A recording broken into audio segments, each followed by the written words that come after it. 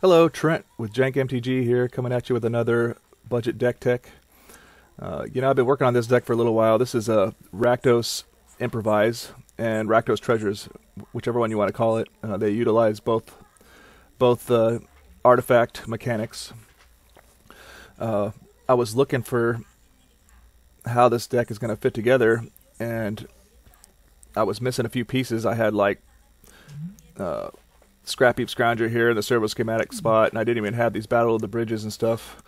And I totally overlooked that there was a Grixis Improvise list that top 8'd recently at this SCG Open.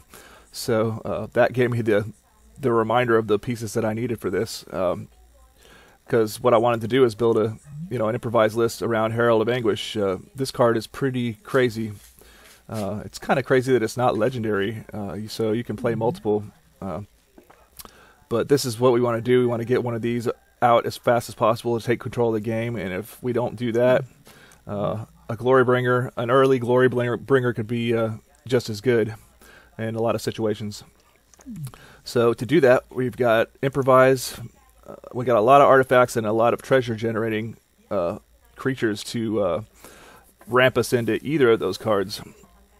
So anyway, starting off with the mana base, we got all 8 dual lands. Single Inventor's Fair to give us some kind of utility, maybe gain a little life. Not really big bomb artifacts to search for. It's mainly just to maybe get a little life gain if later on we want to grab a Harvester or something. If we really need to, we can, or something else. The rest is just basic mountains and swamps. So our only one drop is Fatal Push, premier removal in the format. In this deck, it can be turned on quite easily with treasures. Got a playset of Wily Goblins. These guys, a little hard with the double red requirement, but they give us a treasure, and they can crew the Harvester, and they are good gum up the early game cards till we can get to our bigger stuff. And they're rampant red, which is kind of crazy. I love cards like this. It reminds me of the Big Red days back with Kotha and the Hammer and stuff like that. We're kind of back into that. Next 2-drop, we got a playset of Servo Schematics. This card is really nice because it gives double Improvise artifacts for Herald or Battle at the Bridge.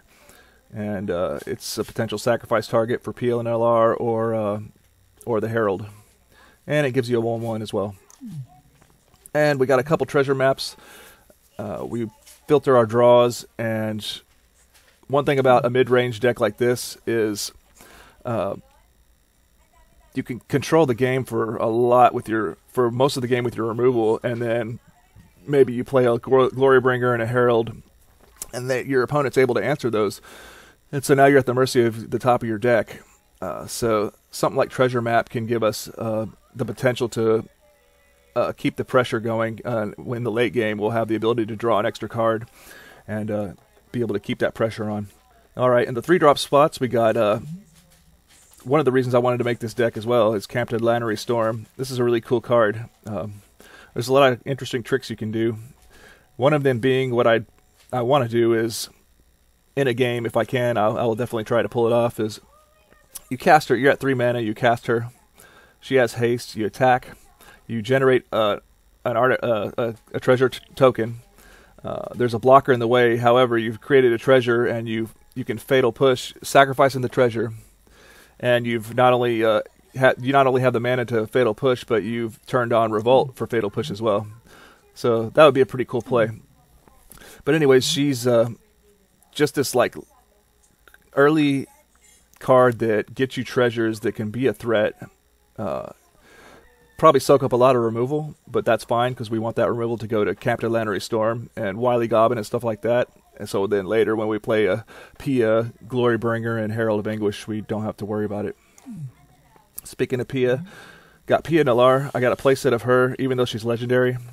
I think she's one of the best cards in the format right now. There's just a lot of creature decks that you need blockers, and she creates a flying token. Of course, her artifact creation benefits this deck. And the reason I run 4 is, even though she's legendary, is because even if you have an extra copy, first off, it's nice to have a follow-up extra copy when this gets killed, because it will get targeted by removal. But even if it doesn't, you can play a second copy and just make a token in worst case scenario. So if you have too many of her in your hand, it's not all feel bad. So next we got a playset of Unlicensed Disintegration. Whenever you're running a heavy artifact deck like this becomes premier removal, because you can drain your opponent for 3 whenever you kill their biggest creature. Or you can take out a Planeswalker with the 3 damage. Got a single Harvester. Would fit more if I could, but it's just hard to get everything in the main board with 24 lands. Every creature in the deck can crew it. It's good against a lot of these aggro decks. The flying, evasion, and lifelink is really good, really solid. And it's another artifact to fuel Improvise. Alright, the big boys. We got playset of Glorybringer. With our treasures, we can ramp into the Glorybringer early and start beating in or exert and take out something. It's removal on a stick. This is a heavily, usually Rakdos mid-range decks are heavy in removal, and even their creatures are removal, and that's the kind of the case here. So then, the big dog, Herald of Anguish. Yeah, we want to. Everything we do is to ramp this thing out, really. Get it out there. If it sticks around a turn, first off, once it resolves, your opponent is more than likely, unless they have instant speed removal, is going to be able to, or is going to have to discard a card. And again, these aren't legendary, so you can play multiples, and just if they can't answer it, they just have to keep discarding cards. Then if you get to untap with this in a deck like this, you have, generally speaking, plenty of artifacts most of the time to fuel the sacrifice and -2/-2, so you can just start nuking their board if this thing survives one turn and you get to untap with it. Finally, a couple Battle of the Bridges. I haven't tried this card yet, but obviously it's going to be good in a deck like this, and the life gain is going to be relevant as well. A card like this main board against a deck like Mono Red, you'll be glad to have that. You can kill a Hazoret with this. You can kill the other gods, but it doesn't exile. But it's still, you can pretty much kill most relevant cards in the format that you need to take out. So for sideboard, we got some stuff against control. We got some duresses to start ripping their hand apart. Lost Legacy, pardon me, to name Approach of the Second Sons or whatever we're facing up against. Magma Spray against random decks. Bring it in against Mono Red to kill Earthshaker Kenra. Decks that have Scrappy Scrounger. These I'm going to try out. Just more hate against really aggressive decks like Mono Red. Life gain and drain. A Braid just to hit random artifact stuff. Maybe Gift of the the Gift of the Afterlife deck. All right, God's Pharaoh's Gift deck. That's what I'm trying to say. And these cards go against that as well. Critical Condemnation. A little bit higher costed graveyard removal, but it sticks around. That's what I like about it. And we have plenty of mana in this deck. We can sit there and just kind of like make it hopeless for them, continually ping down their graveyard. And if they actually go in to do something, we can just exile all graveyards. And our deck isn't graveyard synergistic at all, so we don't have to worry about it. Another Harvester just against other aggro decks. Mono Red. And we got a couple Hour Glories. This is the budget Vraska's Contempt. If you have Vraska's Contempt, you may want to consider trying those in the main board or sideboard. This is for, Hazarets and the other gods, Scarab God, sorry. So this can exile it for good and rip their hand of any others. But, of course, Vraska's Contempt, again, is the strict upgrade.